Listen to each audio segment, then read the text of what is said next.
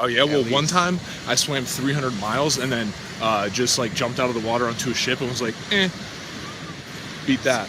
Well, did I tell you about the big blue whale I made friends with yesterday, who I was riding around the coastline? Yeah, my big blue whale, who I let come get you, and then I demanded it come back. Yeah, that you played no part in. No way. Yeah, it's my super mammal. You know Daryl, the big blue whale? He's mine, yeah, super mutant. You own him? Fuck yeah, I own him. I thought he was just a guy who helped people.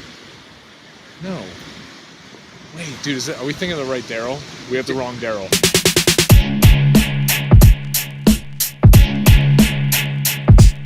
What is going on, Zendude Nation? Today, we are going to be learning and going over again the fundamentals of how to jump rope, because you need to get these skills down before we start doing some of the more advanced stuff. So, you can't run if you can't walk. You know what I'm saying? Your homework is to jump rope for 5 minutes. That's it. Continuously. Let's get into it, y'all. All right, dudes and dudettes. So to start off, guys, we're going to start with sizing your rope. Now, it's super important to have the right jump rope cable length. And as you can see here, you can measure that by stepping in the middle of the rope and pulling the handles up to your nipple or chest area. And as you can see, the rope handle should be right underneath my armpit. So as you can see here again, now the recommended size for your rope, guys, if you are 5'10" or taller, your rope cable, excluding the handles, should be 3 feet taller than your height. So I'm 6'3", so therefore my rope cable is 9'3", not including the handles. If you're below 5'10", just add 2 feet 10 inches to that, and that's the length of the rope cable that you should have. See, again, pulling it up into underneath my armpit. It's super important to have the right rope length, because you have the right combination of tightness and ability to spin that rope. Now, holding the rope, guys, before we go all out and start showing you how to jump, you're going to need to know how to hold the rope. Now, notice here my body is in perfect symmetry. My wrists are jutting out to the sides of my hips directly, and jump rope is all about doing less. There is not a lot of movement involved, as you'll see here in a sec. But in terms of holding the rope, you don't want to be too high up. You don't want to have your wrist down too far, because you want to spin the rope so that it clears your head with the same amount of inches or centimeters that it clears your feet. So you want to be right in the middle of that spin.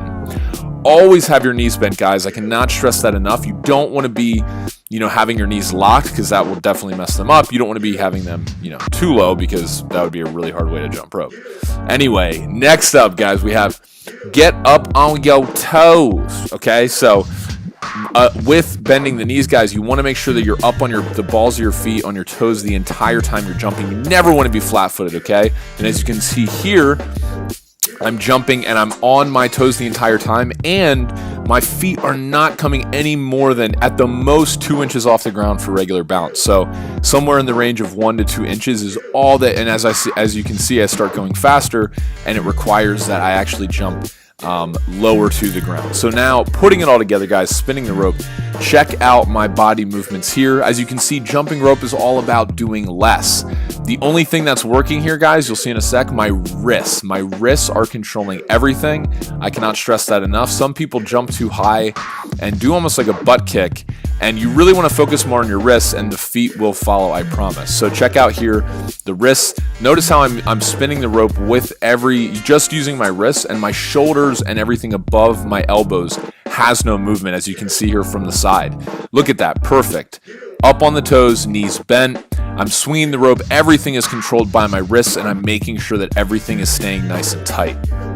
So go ahead, guys. Trust me, I was not, and Brandon was not that good when we first started, and that's totally fine. I know I say this in every video, but it just takes some practice. So next, what I want to talk to you guys about is how can you just start doing this? What I'd recommend is that you guys start practicing 3 to 5 minutes a day to just get the fundamentals down of this regular bounce, because this, from here, if you can spin the rope fast, you can not only get an awesome body, but you can do more tricks and make it challenging.